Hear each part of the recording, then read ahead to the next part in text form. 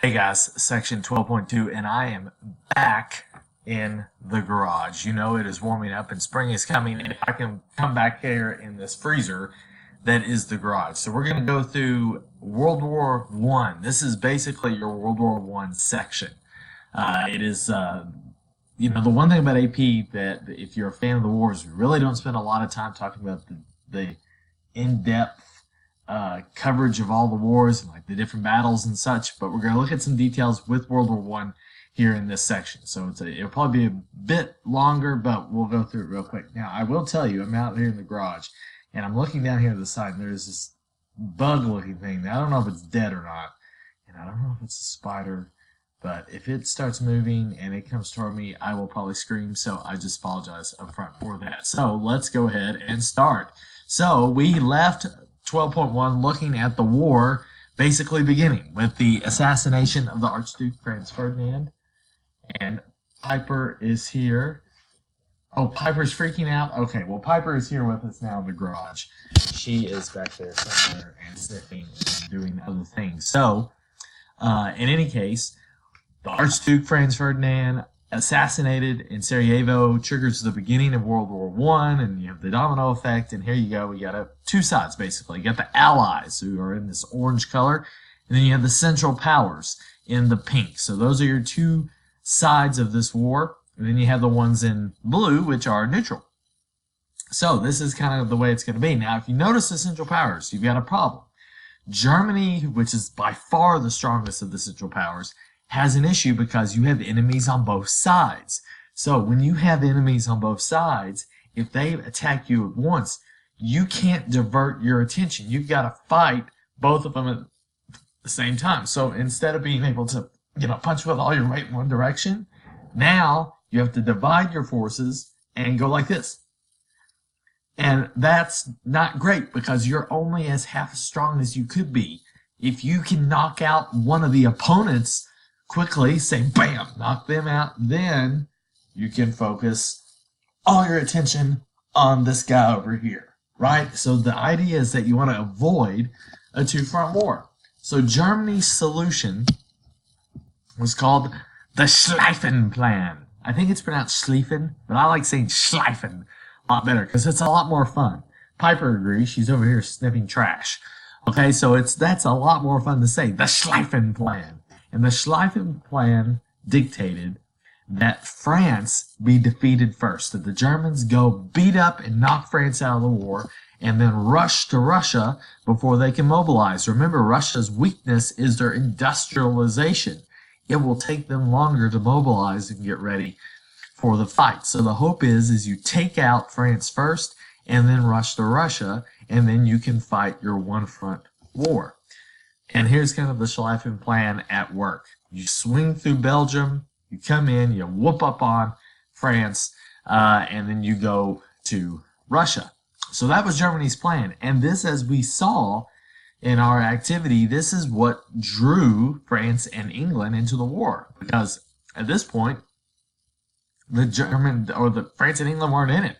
This was a Central and Eastern European conflict, but Germany's strategy, because of the alliance between France and Russia, was to knock France out before they could help divert the Germans from fighting the Russians. So it's all about knocking your opponents out before they can get you on both sides. Well, the problem is for the Germans in this plan, it doesn't really work out because in the first battle of the Marne being a river in northeastern France, the French and British troops are going to push the Germans back from invading Paris, and the Germans cannot get the quick win that they were looking for. So this marks the failure of the Schlieffen Plan. And a couple of reasons for it. The Belgians put up more of a resistance than the Germans thought they would. And the Russians actually mobilized quicker than the Germans thought. So this is a total fail for Germany, and their very much their confidence and their arrogance that they could knock this out real quick fails because of these factors. And because of the pushing the Germans back from Paris, we settle into a basic stalemate. And it creates along Western Europe, the border of Belgium, Germany, France, what's called the Western Front. The Western Front will become the stalemate of fighting between the Central Powers, most notably Germany, and the Allies, which will mostly be France and Britain. And this will devolve into what is called trench warfare. And that becomes the image of what we associate with World War I. So if you're not familiar with trench warfare, it sucks. You get, basically, let me get my pen out here. I'm going to need that. You basically get two parallel trench systems, okay, just like that. Your thought is that you want to push the other guy back, right, and make sure that maybe they can retreat. But in order to invade the other side, you're going to have to send your troops out of these trenches into what is called no man's land. And no man's land is just what it's called, right? Because as you try to advance through no man's land, the other side are going to have their weaponry pointed right at you, and you're going to have to jump and zigzag and go all the way over and try to get through all these defenses to be able to push the other side back. It is easier said than done, and it's basically not done. It's so difficult. And not only do you have to fight the short-range fire right here, but you have barbed wire, you have long-range artillery guns back here, you have poison gas, you have flamethrowers, you have air attacks, you have so many, air a little bit later in the war, but you have so many threats to try and make any sort of offensive move that defense is the name of the game. So the Germans on one side, the French and the British on the other, there is no movement. And we stay like that for the vast majority of this war. Some of the images of trench warfare I think are fascinating, just to kind of get a sense of what life was like while fighting these trenches. And we'll look in class at some of these pictures about the physical and mental challenges that these men faced while at the front. It certainly was not a place of pure safety. Just because you were underneath the retaining wall did not mean that you were safe. And as you can see, some trenches were physically challenging to be able to operate in. Sometimes the food would be an interesting fare, and you certainly would have unwelcome visitors that these men were quick to take care of. Looks like our guy in the back of our room. Rip. And this fella here is another challenge that you have to face in the trench. And he's going to have and develop what is called trench foot because of the wet conditions. These trenches offer such challenges for these soldiers as they try to push through and fight. So the next slide's a little bit icky, where it kind of shows the physical condition that can happen when you mix water and mud and lack of appropriate protection, maybe the lack of boots. That bug, which was there earlier, is now missing, and I have no idea where it is, so I am now freaking out. So help, please. Send help. Anyway, trench foot. It's not good, right? So the physical problems are great. When we look at the end of this war, we look at the numbers of the amount that have died in World War I. Not everybody gets shot. Not everybody gets stabbed, right? Sometimes infection is the great killer, and trench foot is one of the ways that occurred. And through this mode of trench warfare, you see physically this war devastates the Western Front. What was beautiful landscapes, what were beautiful areas, will now be hollowed out wastelands on par with the surface of the moon, and will inspire art that shows the hopelessness of the situation. So trench warfare, something we'll look at much more in depth, is really the visual image of this war and shows the lack of progress and movement that come with this war that accentuates the mass killing that occurs because of it. So let's kind of scale back here from events of the war and look to see how also the war is fought at home. You have the development of what is called total war, and total war means the total capacity of a country to fight the war. The Industrial Revolution, let's say the second Industrial Revolution, had increased the capacity of a country to fight. Now, to be fair, the first one did too, because now you can mass produce weapons. And the more weapons you have, the more people you can get to fire them. So the thought was, if we make more stuff, then that can speed up the killing and make the decision of whoever wins the war happen quicker. because the thought was that this war would be over just like that, but it's not how it turned out.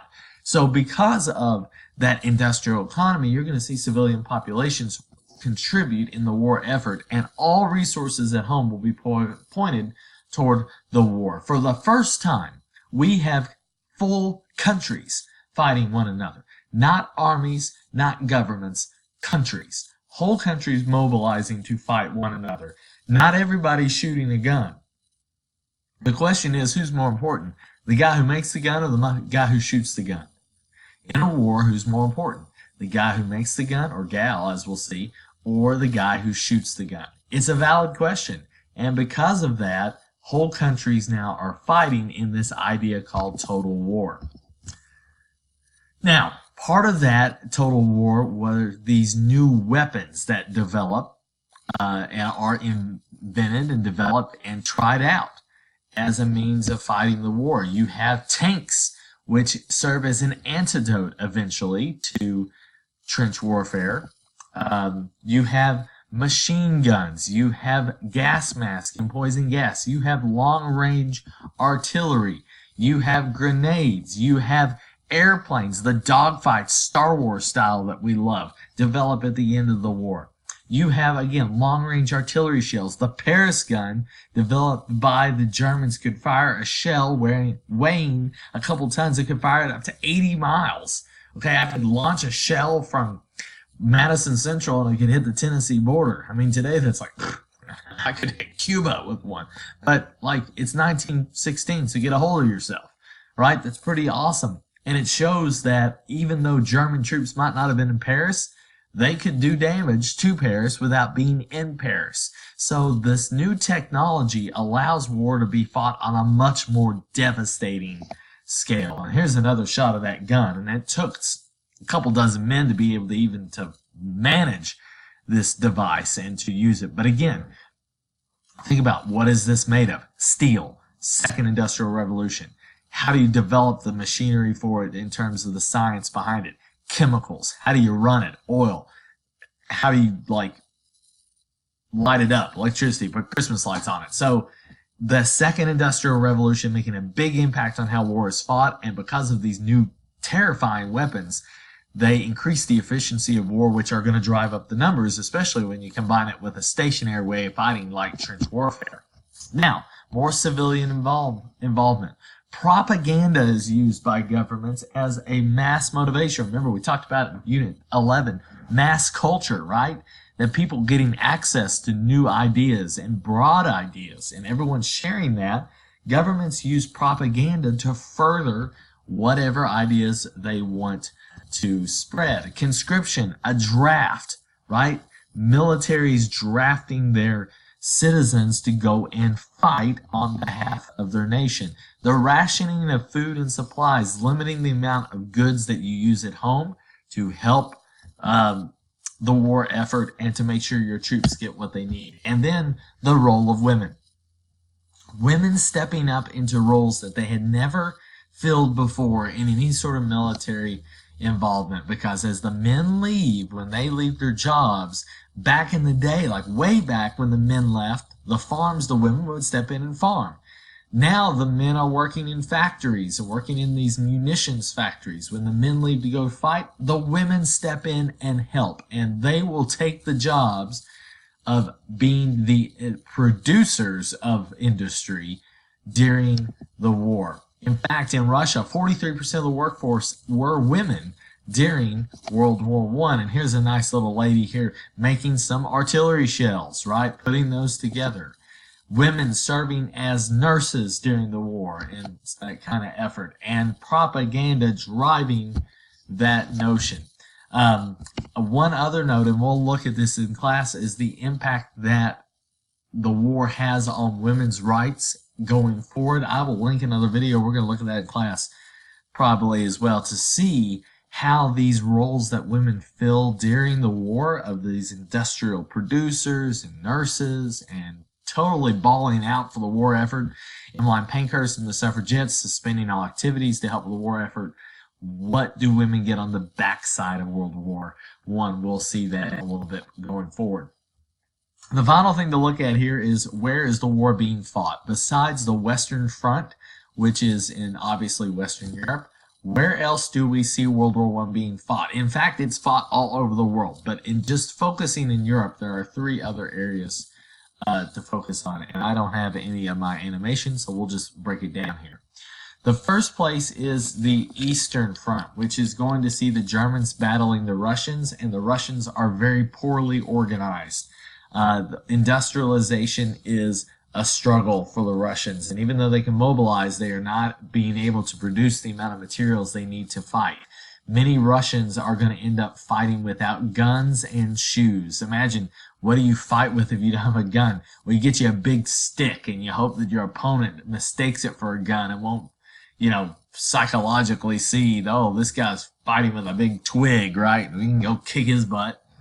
So the Eastern Front is a mess for the Russians, and it's important, though, that they keep fighting, because think about it. If the Russians are out of the war, then the Germans can put everything over here over on the Western Front.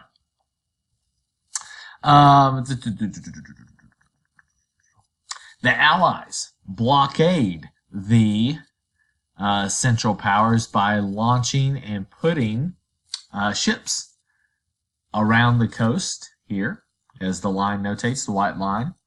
The Germans and the Central Powers, Germans most notably, are going to respond by employing a new technology called U-boats, submarines, Unterseeboats, submarines to try and take out that blockade. And one of perhaps the most influential instances of a U-boat being used in World War I was the sinking of the Lusitania, which was a cruise liner going from America to England or Ireland, one of the two, perhaps even Liverpool, I'm not sure. But in any case, the ship is sunk by U-boats, German U-boats, because it is suspected of carrying supplies that will be given to the British. And many Americans die in this event, and it starts to shift public opinion in America to have the Americans jump in to the war. So that's something that we will track going forward. The last opening and the last arena to look at is down here, where you have the British attempting to sneak in to the Balkans, basically, or the southern Balkans, in what becomes known as the Gallipoli campaign. And what this was the British trying to defeat the Ottoman Empire in this region. Ottoman Empire fighting on the side of the Central Powers, as the British are trying to hook up here into the Black Sea to resupply the Russians. They're looking to resupply the Russians so that the Russians stay in the war, right? So trying to go through Constantinople and Istanbul, as it's known today, and into the Black Sea where they can resupply the Russians. It is a miserable failure, and it is a campaign that is blamed on its leader, a man by the name of Winston Churchill, who we'll come back to a little bit later. But these are some of the other areas where you see major fighting in World War I. The Eastern Front, you have the blockade with the Allies, which leads to the sinking of the Lusitania and other action with U-boats. And then you also have the British attempt to get into the Black Sea to resupply the Russians. So just a look at some of the other places where the war is being fought. But the big thing really about World War I to know here from this section, as we kind of sum up here, is 2 things. The nature of trench warfare, and then the substantial impact that the citizenry had and the other people in the country had on developing the war effort. What did that look like? How did the other people fight the war without fighting? And part of that was subject to propaganda and perhaps messages that said, because of the Lusitania sinking, enlist and fight. And we'll see in 12.3 the end of the war as it is finished, why it is won by the Allies, spoiler alert, and then the peace that followed, which did so much to lead into World War II. So we will stop there and catch you in 12.3.